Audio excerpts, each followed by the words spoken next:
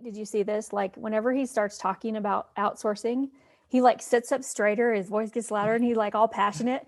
My husband is finding out that that's not me being aggressive. That's me being passionate. You put me right in my wheelhouse where I'm like, oh, you want me to get people in the seats? I can do that. I can't help it. It's exciting. It's fun. BRB, going to outsourceschool.com. Ooh, you guys need to go here. It's fantastic. I'm going to have to try this out. No, I you mean, are. Like, it's crazy.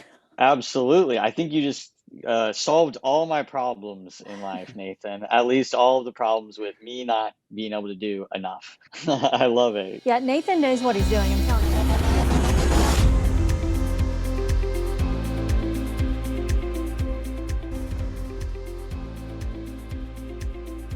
Welcome to the messy back end of entrepreneurship. This is Mark Deal of Podcast Editor Academy and Podcast Guest Academy. We all know that the back end is where most businesses fail. This is the podcast about cleaning up the messy back end so you can save time, make money, and succeed. I felt it myself due to people, processes, and platforms. And now here are your hosts, Sheila J. Logan and Nate Tucker.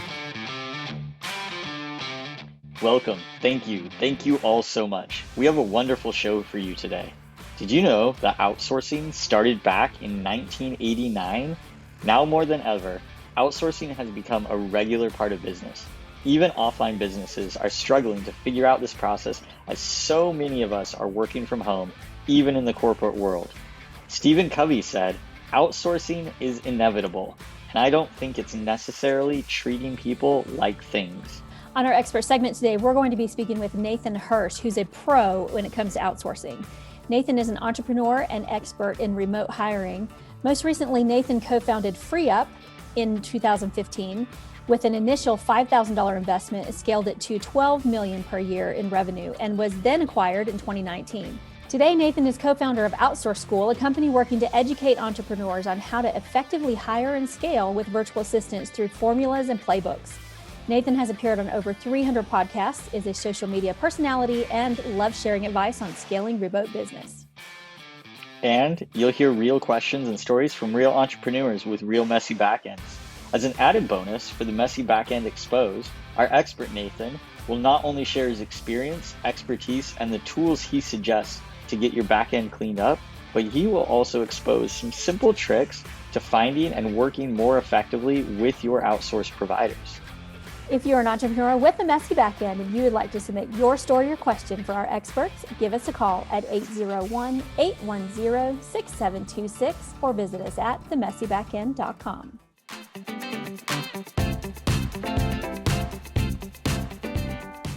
Thank you so much for joining us on today's episode of The Messy Backend, brought to you by our digital marketing agency, Lock and Load Marketing, where if it tires you out, you can hire it out.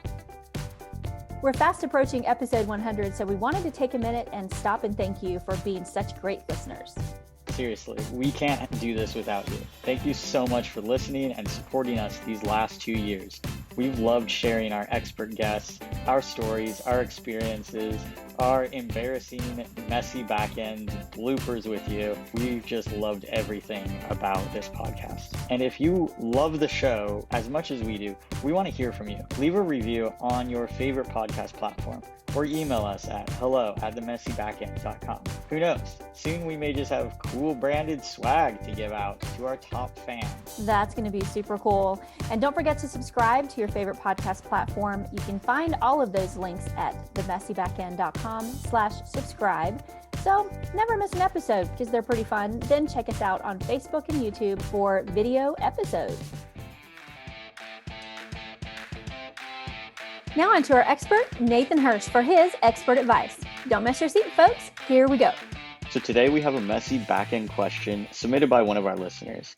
I'm in that stage of business where I need help, but I just don't know how to find it or how to manage people who aren't in my office, especially with the way the world is. I'm finding that outsourcing is the best option for me. Help? Where do I start and how can I make it work? And outsourcing is definitely the solution to that problem. I mean, to give a little background, I had an office back when I was younger, and it was probably one of the worst business decisions I ever made. I felt like I had a 9 to 5 job for myself. It was expensive to get people to relocate. And when I went remote from there, it was a pretty big learning curve. And I was also hiring virtual assistants for the first time, working with someone out of the Philippines for the first time. And there's a lot of stuff that goes with it. And it's definitely a loaded question as well.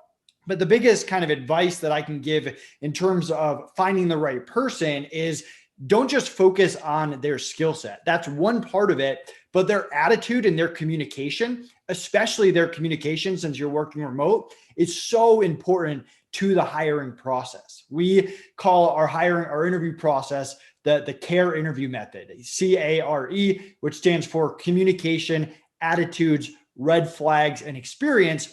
Because throughout the entire time you're interviewing someone remote, you want to be focused on what are the red flags? What is this person showing me that they don't have the experience I need them to? They can't communicate in the way I want them to, or they don't have the right attitude for my business. And from there, when you find the right person, it's all about setting really detailed expectations. Are they on Slack when they're working? What is their schedule? What is expected of them from a task-wise or from a management side? So getting 100% on the same page before you actually start work is really that step that most entrepreneurs skip, and it comes back to bite them. Yeah, no question. When I was teaching virtual assistants, the most important thing, they'd always come out and like, ask all of these questions. And my very first thing was, are you communicating with them? Because, they weren't getting paid, or they weren't getting work, or they were getting fired. And I'm like, well, did you talk to them? Are you in communication with them? In 2000, I believe it was 2008, I think, one of my daughters got really, really sick. You both may remember that. She got really, really sick, and I was in the hospital with her for 9 months. We almost lost her. During that time, I had several clients who had work that was due within that first 2 weeks time. And I contacted every one of them every week. They all waited 6 to 8 months, and some of them even contributed to her GoFundMe. So communication is the top deal. You got to make sure you know how they communicate, when to communicate, what types of communication, which communication to charge for, and which communication not to charge for too. As a VA and as a user, what are you paying for? Because if there are people who actually will text you or email you constantly and don't expect to be charged for it, and vice versa. Yeah, communication is everything. I mean, when we started the Free Up Marketplace, we made it very clear with all the VAs, all the freelancers on the platform, that if you don't communicate, you're gone. It's the fastest way to get kicked off the platform. Now, communication doesn't mean you're available 24/7 instantly all the time, but it does mean, like you said, if you're dealing with personal issues, you communicate that with the client. If you are leaving for a week or you need a holiday off, you communicate that. If you respond within a business day, you establish when you're working, how quick your response time is, and all that kind of goes into good communication. And it doesn't matter what someone's skill and attitude is. If they can't communicate at a high level, it's going to be really frustrating for both sides. I love that. Now, something that you said earlier, Nathan, is it's really important in that hiring process to do the CARE method. And then you said most entrepreneurs don't know this. And that resonated with me. Sheila was like, oh, no, I totally I understand hiring and everything. You know what? I don't. I've maybe hired a couple of contract workers under me here or there, but I don't have any experience with hiring a team or, building my own entire company. What would you recommend is kind of like the first, or rather the big picture? I know you were saying it's like care about the communication style. What would I need to look for? Like, I don't even know the right communication style. You say they need to communicate correctly, but what is that? Tell me a little bit more. You don't know is what you're trying Right. I don't know what I don't know. What question to ask. Yeah. I don't know how to ask this question, Nathan, but No, you're I got the you. expert, so hopefully you got it. Yeah. So, I mean, everything that I'm sharing now, we teach at a high level in Outsource School. And Outsource School is really based on our hiring experience for the past 5 to 10 years. And one of the things that we learned that a lot of people are shocked by is we don't do any of our interviews via Zoom. We don't do voice calls. We don't do video calls unless that actually has to do with whatever role the virtual assistant's doing. Like, We hire VAs for very advanced stuff. We have VAs that do sales calls. If you go to outsourceschool.com, you can book a video call with someone on my team. That's not your average virtual assistant.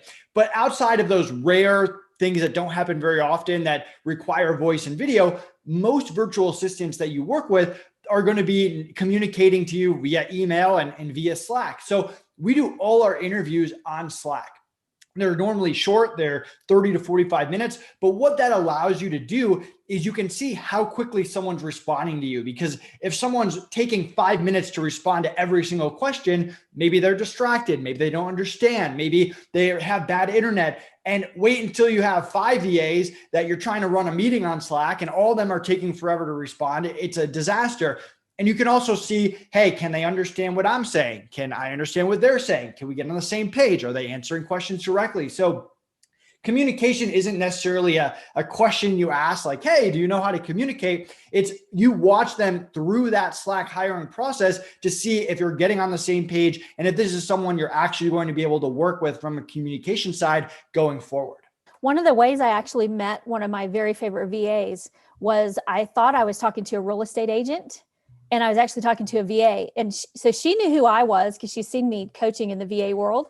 And so then she messaged me and he's like, do you know that that's me you're talking to? If you're speaking to someone whose English is better than yours and they live in the Philippines, that's a good sign. So you want to make sure they can, like you said, understand what you're saying and you can understand what they're saying. But I think one of the most important things, Nate and Nathan, is that understanding how you like to communicate and making sure you get a VA that communicates the same way you do. There may be people who don't use Slack. I have had VAs who really just struggle with Slack. So I just found another way because I really like their skill. You set that communication expectations, what you do. When am I going to hear back from you? My contracts, when I was a VA, actually said, I respond to emails during this time. And that's it. If it's urgent, then you get charged extra for the urgent. But just making sure that you understand the communication. And then I always test my VAs too. I always run my VAs through a test before I hire them. So I just have like super simple short test, ask them a few questions, have them fill out a form, do a little chat, and then I make sure my personality resonates with them because I'm a real personable person that way. But yeah, and communication is something that you can't let get off track. I remember with FreeUp, you'd have someone who would come to me, a client, and they'd be like, yeah, my VA hasn't been communicating for the past month. And in my mind, I'm thinking like, if that happened with me, all work stops. We take a step back, we get on the same page, we reset communication expectations. Only when we're on the same page do we proceed forward with work. And if they don't communicate, all work is stopping again and we're taking a step back and we're resetting expectations. Like we cannot work together no matter how good you are at your projects if you're not communicating. And that's really the expectation that I encourage people to take. But again, that's different than being available 24/7. That should not be expected. But giving updates, knowing when people are working, responding within a business day, those are very standard defaults that you can set up. I love that. That really helped to clarify when you were talking about it. It's like, no, figure out what, that communication style is. I like that you brought up Slack because that got me thinking. It's like if you're working with a VA, they're not necessarily going to be there 24/7. People have lives. They have other things that they have to do. And a lot of times our communication back and forth is written. And so that makes sense now why you wouldn't necessarily interview over a Zoom call or a Skype call, because you're not going to be hopping on those calls every single time you talk to them. You're going to be sending them a quick message in Slack or an email. So that makes sense. Thanks for clarifying that, Nathan. Yeah. And the way we do it is we have 3 communication channels. We have Slack, we have email, and we have an emergency channel, either Facebook Messenger or Viber. And you don't have to use Slack. You can use Skype, whatever, some messaging tool. And if someone's working, they have to be on the messaging tool. So unless they message us and say, hey, I'm signing off Slack for 2 hours to focus on this project or something like that. But outside of that, if they're working, they're on Slack, they're posting when they start, when they stop, when they change projects, when they have questions, if they take a break. All that's on Slack. Our meetings are on Slack. For email, that's for responses within a business day. If I need someone to do something urgent for me, or I need to have a conversation with someone, I'm not sending them an email unless I'm not expecting a response within a business day. And then the emergency channel is there not to be abused, but if you can't get a hold of someone, or let's say we had a developer and our software crashed on the weekend, we had to get a hold of them. We're not going to email them. We're not going to Slack them because it's the weekend. They're not going to respond. We're going to Viber them and try to get a hold of them. So we set up those channels, and then early on, we correct anything that's going wrong in those channels. So if someone's working but not on Slack, we would correct that. If someone is not responding to emails within a business day, if someone is Vibering me at 7:00 on a Friday night over something that's not urgent that they could have just sent me an email, I'm going to correct that. So you want to set the communication channels, have multiple channels, and then make sure people are following the channels how you want them. So that's the C of your care process. What's the A of your care process? So that's attitude. So for us, and this is a very basic example, like we want someone who's passionate about what they do. If we hire a graphic designer, they should love being a graphic designer. They shouldn't just be a graphic designer because that's how they make money. And when you find people that only care about money, that tends to backfire on you pretty quickly, because there's always another client out there that can pay your VAs more money than you can. So you want to find people who have a number one priority of something else. It could be self-improvement or growth, or being a part of a business that treats them like family, or stability for their kids, or whatever it is. It just, money can't be that overall factor that's what they care about number one. That makes perfect sense in my mind, because I've worked at jobs before where I had the attitude of, oh, money, that's the high priority thing. And then when the company started treating me differently, or, not valuing my family time or things like that, I went, oh, it's not actually really worth just the money. Whereas then when I've worked for companies that, value me as an employee and treated me, allowed that time off and those type of things, I go, oh, this makes more sense. Yeah. And that kind of translates to, like, down the line, turnover crushes businesses. You want to do everything possible to reduce turnover.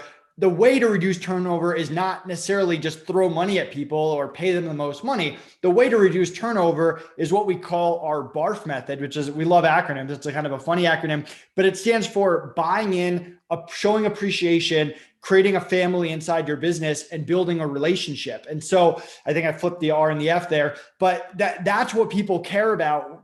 That's the thing that's going to reduce turnover and build a great culture in your business. And what's eventually going to save you money down the line, because turnover is expensive. And it's not like you don't have to pay people well, but when you have all the stuff around the money that is things that people like, giving them wins, giving them things that are good for them, that allows you to over time save money. For sure. I think, we've actually talked about company culture on a couple of different episodes. It comes up in, for different reasons, the hiring, the firing, how do you keep your team motivated? How do you, improve your services? And that means if you have a solid team underneath you, if you have a great foundation of a team, and you're all going for the same thing, you all have the same passion, you all are, trying to reach the same goals, the energy that comes from that alone, it improves everybody. Money is important, and we all have to work for money, but we didn't start our businesses because we wanted money. We started our businesses because we're passionate about what we do. We love helping people. We love talking to people. We have this purpose and this drive. And unfortunately, we do have to charge for that. And so if you can support the purpose and drive of your team and your employees, we have seen, in all of the different messy backends we've been in, that purpose and passion can really, keep the team motivated and moving in the right direction. Yeah, 100%. And I mean, even if you flip it on the other side, like if you're a VA, would you rather work for a crazy client contacting you 24/7 that stresses you out, that pays you a little bit more? Or would you rather make a little bit less and have a client that respects your boundaries and communicates and gives you a heads up when a big project's coming up and treats you well and builds a relationship with you? And I think 9 times out of 10, you'd rather take that lower paying client.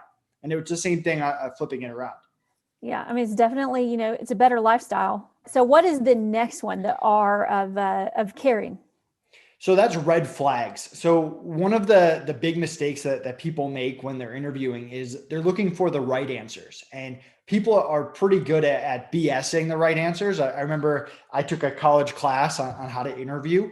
It didn't really teach me how to do anything besides answer interview questions correctly. So that's kind of what you're up against as an entrepreneur. People have been asked the same interview questions for years, that they're good at BSing.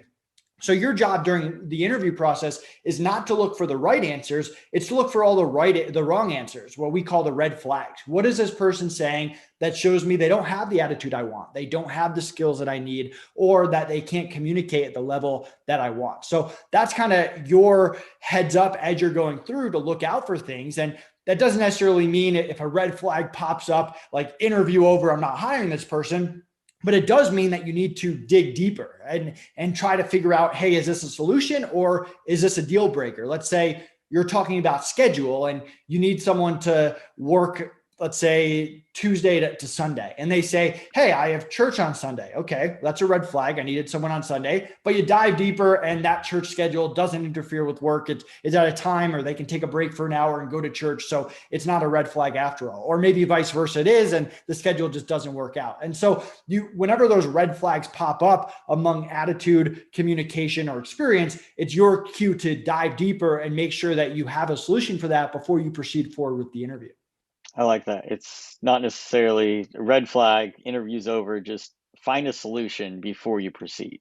That makes sense. And you want to value both people's time, right? Like if you get 10 minutes into an interview and you're like, hey, this deal breaking thing is just not a fit, you're not going to interview them for another 30 minutes and say, oh yeah, by the way, because of that one thing, like it's not going to work out. You say, hey, you don't have to be rude about it, but you can be like, hey, like I want to respect your time. Like this is what we need. It's clearly not a fit. Like let's move on. And we've ended lots of interviews like that. And other times you come up with a solution and you move forward. I think it's important to be super honest. This goes back to your communication too. Making sure that you are honest with someone. I've had to tell people in interviews, no, I don't think it's a good fit for the podcast or when I'm hiring virtual assistants. And they appreciate that, because if it's not a good fit for you, it's not going to be for them. We have all hired people or worked for people or picked up clients that we regretted. And I do that like once a year. It's like a reminder, like, don't do this again. But of course, like once a year, I've done that. And I always pay for it in the end. And I don't just pay for it, my client pays for it. And I'd rather just make sure that both of us are taken care of. So what's the next one? The last one's experience. And that's a little bit more straightforward. Like, do they actually have the skills that you need? Do they know how to use the tools that you need them to do? Like the way that I like to view experience is, you don't want to train people on multiple levels. Like let's say you want to hire an Amazon customer service rep, virtual assistant. You don't want to have to teach them Amazon and then teach them customer service and then teach them how to do customer service for your business. You want to find someone who already knows Amazon, already has customer service experience, and you're just training them on that last piece. So you want to kind of break it down into levels and make sure that you're just getting them that last piece in there. And I think that's the part that a lot of people miss, or they're just not clear enough what tools they use, what is actually important and not important to the roles. Because there's certain things, like, I don't have a great example off the top of my head. Like if someone doesn't know some small tool, you can teach them that, no big deal. Like that's not going to mean that you're not going to hire them. But in other cases, if they don't know, going back to the graphic design example, if all your stuff is in Photoshop and they don't know Photoshop, that might be a huge hassle. Or if they don't have a Mac and all your stuff requires software that requires a Mac. So there's small details like that you need to make sure you're on the same page with before you move forward. I like that you used the Photoshop example. That was something that I was thinking of as you were saying that. Like we had that situation once. We're like, all right, so you know Adobe, right? And they're like, yeah, it's a good brand. And we're like, cool, like here, edit this thing that we need. And they couldn't do it. And yet they said that they were proficient in Photoshop. I don't know if they had a different definition of proficient than we did, but that is where the job did not work out. You want someone who also has just been a virtual assistant for a while. I remember with FreeUp, like that was one of our criteria, is because being a virtual assistant is not for everyone. A lot of people think they want to be a virtual assistant, and Sheila knows this, until they actually are one and they're not good at time management, or they don't like the inconsistency, or they can't deal with clients and having different personalities or whatever it is. So we don't want someone who's trying to experiment being a virtual assistant with me for the first time. I might invest a lot of time into them only for them to figure out, hey, I actually want to go back to being a nurse. We want someone who's been a VA for a while, regardless of whether I hire them, they're going to keep being a VA. And that's what they're planning on doing for the foreseeable future. And that'll also help with the turnover, because like you said, there's so many people who want to be a VA, and several months into it, they realize that being a VA can be very similar to being, quote, an employee, or, working for the man, because basically that's what you are doing. You can set your own rules and your own standards and things that you want to do, but you're still working for the man, right? You still have other people that you have to rely on a regular, sometimes hourly basis. So my next question for you, I'm going to kind of throw this out there because I know that you can answer this question for us, is I get this question asked a lot. People will tell me, how do I even know if I'm ready for a virtual assistant? And how the heck do I get ready? How do I know what the experience is? How do I know the communication, that kind of thing?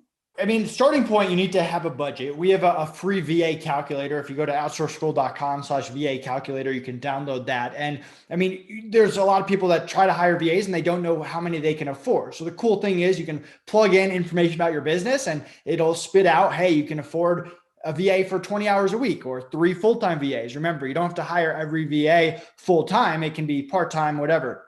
So that's step one. Step two is having systems that you actually know how to do. I think that's where a lot of people go wrong, because there's 3 different levels of people you can hire. You've got followers, you've got doers, and you got experts. So followers are what I consider virtual assistants, usually $5 to $10 an hour. That's if they're non-US. If they're US, they're more, but they're there to follow your systems, your process. If you don't know how to do something, you can't just hire a VA and say, I don't know how to run Facebook ads, go run my Facebook ads. That's usually not going to work out for you. Then you've got the doers, who are like the specialists, the graphic designers, the writers, the video editors. You're not teaching a graphic designer how to be a graphic designer. They do that 8 hours a day, but they're not consulting with you either. They're there to do that one task.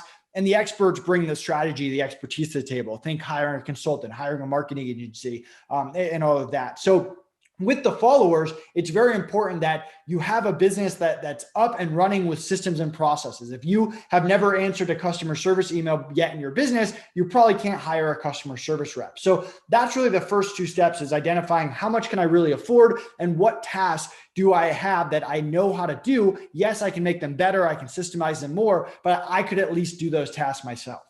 Yeah, again, Sheila's an expert at this. You're an expert at this. So I keep like, oh, this is such great information. Thank you.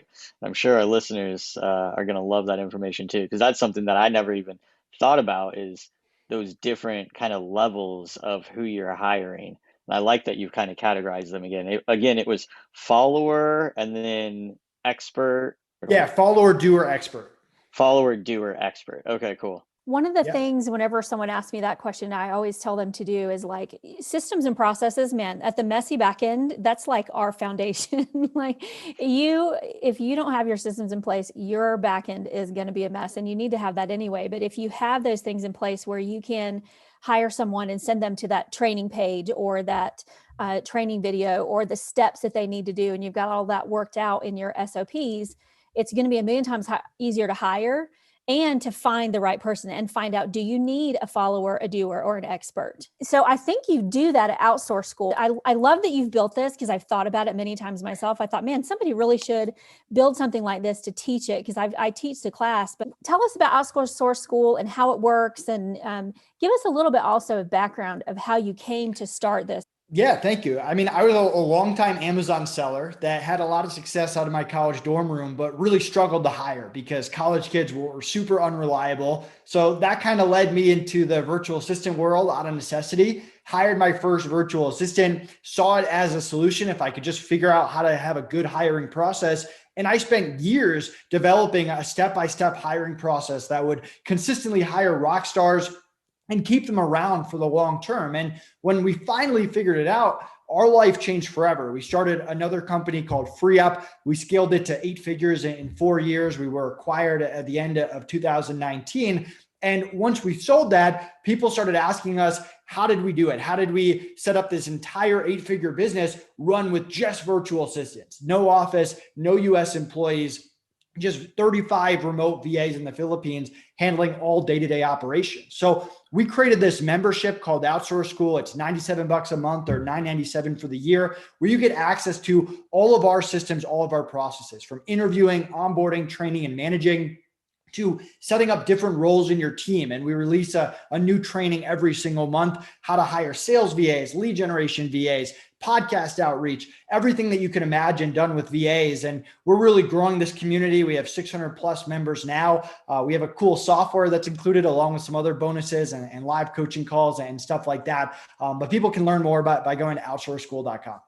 I think I met you before FreeUp happened, or maybe you were in the middle of it. And I was actually an affiliate for FreeUp for a while, and I hired some VAs from there myself. And what I saw was just this totally automatic system that was slick. Everything went so smoothly. And so I was kind of bummed when I saw that you sold it, but then I saw that you're building Outsource School, which the platform provides a way for people to write their SOPs, or you have SOP templates and things like that. Like Outsource School is more than just, hey, do I need a VA? It's, you need one, here's how to do it, here's how to put it in place. There's exactly every single step that you need to do. It's really just a one-stop shop. Yeah. So Connor and I actually own a software company called Simply SOP. If you go to simplysop.com, it's a tool that we created to really build SOPs and share them with your remote team. And what we've done is you can go to Simply SOP and just get the software. But if you join Outsource School, we include it for free with our members. So yeah, Outsource School covers everything from what interview questions to ask, to how you set expectations with onboarding, to how you train them to really solid SOPs and train up different roles, because hiring a customer service rep is different than hiring someone for lead generation. And then once you have this VA, how do you keep them in place and reduce turnover and set up bonus and raise programs and handle issues and everything that kind of goes into that management category. So we're very hands-on. My team actually creates a custom roadmap for people to go through our trainings and our content and help build the team of their own. And yes, the software component, the SOP component is a big part of that. BRB, going to outsourceschool.com. Ooh, you guys need to go here. It's fantastic. I'm going to have to try this out. No, you are. Like, it's crazy. Absolutely. I think you just solved all my problems in life, Nathan. At least all of the problems with me not being able to do enough. I love it. I think that's fantastic that not only did you go, okay, here's your own basically systems. Earlier you said college students are unreliable. So you found a solution to that. And then I'm sure you were going through and being like, how do I organize all these people? Well, let me just create a solution for that too. And you created a software for that. And it's just, I love that. It's brilliant. You just come up with these solutions that other people didn't figure out, or they might have figured out, but they didn't care to share. And you've created this solution to help people grow. And I commend you for that. So thank you. Yeah, no problem. I mean, that's really why I enjoy being an entrepreneur. Like pushing baby products on Amazon was fun at first. It was exciting. It was my first adventure, but you weren't really solving world problems there. So creating FreeUp and Outsource School and Simply SOP, it's been a lot of fun creating solutions for myself that at the same time are the same problems that other entrepreneurs have. And that's part of the fun of it. When I was thinking about doing this myself, I was like, man, people ask me to write their SOPs all the time, or to train them about their SOPs. And every time I go in the back of somebody's business, I'm like, where's your processes? Nobody has them. I mean, come on, start with E-Myth, read the book, find out why you have to do it. Then go talk to Nathan, because he's got all of these pieces in place. I was so relieved actually to see that you did it, because I actually just send people over to you. Like, I'm not going to spend the time doing it when Nathan's already perfected it and he knows it's worked. So it's tried, true, and tested. And I can give you my personal review on the software and on the platforms that Nathan has built are slick and brilliant, super easy to use, intuitive, smart, clean. You know, some places will give you too much and it is overwhelming, but that's definitely not something that you guys have built. Appreciate it. It's been a lot of fun. I mean, when we sold the company, we didn't know what we were going to do next. We spent the first part of last year figuring it out, and we kind of had this idea of Outsource School. And just because you sell a company doesn't mean every idea you come up with is going to be a good one. So we tested it out and we took it to market and people seem to like it. So we added more to it, and it's been a fun ride. Well, thanks for being on the show, Nathan. Remind us again. So it's Outsource School, Simply SOP, and FreeUp with 3 E's if you're looking for that to go higher out on the marketplace, correct?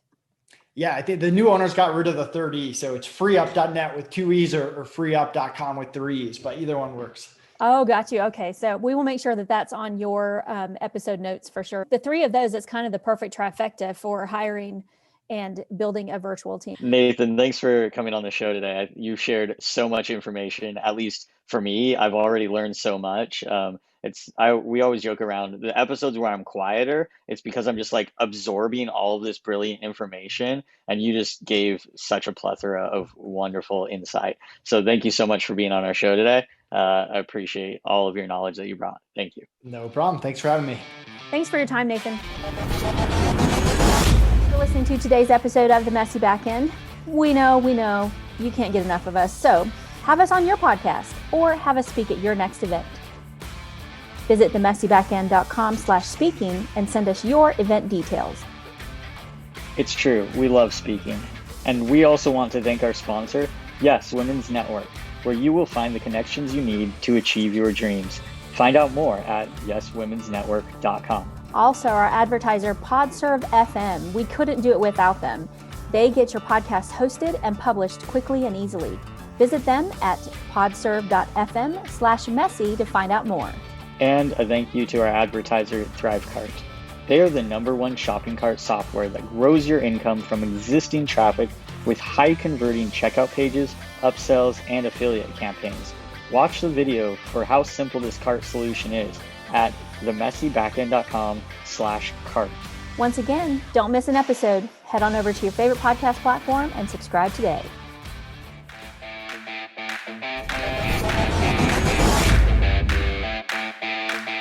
That's all we have for today's episode of The Messy Backend.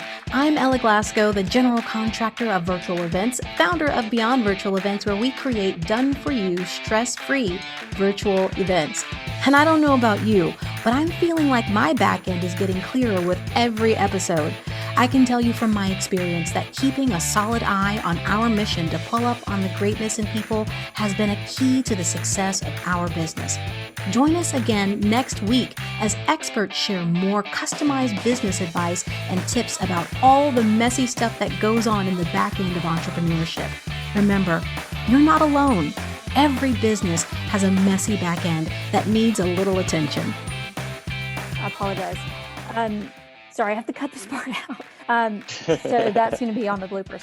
If you're an entrepreneur with a messy backend and you would like to submit your story or question for our experts, give us a call at 801. I don't know why my voice is weird. I don't have the COVID.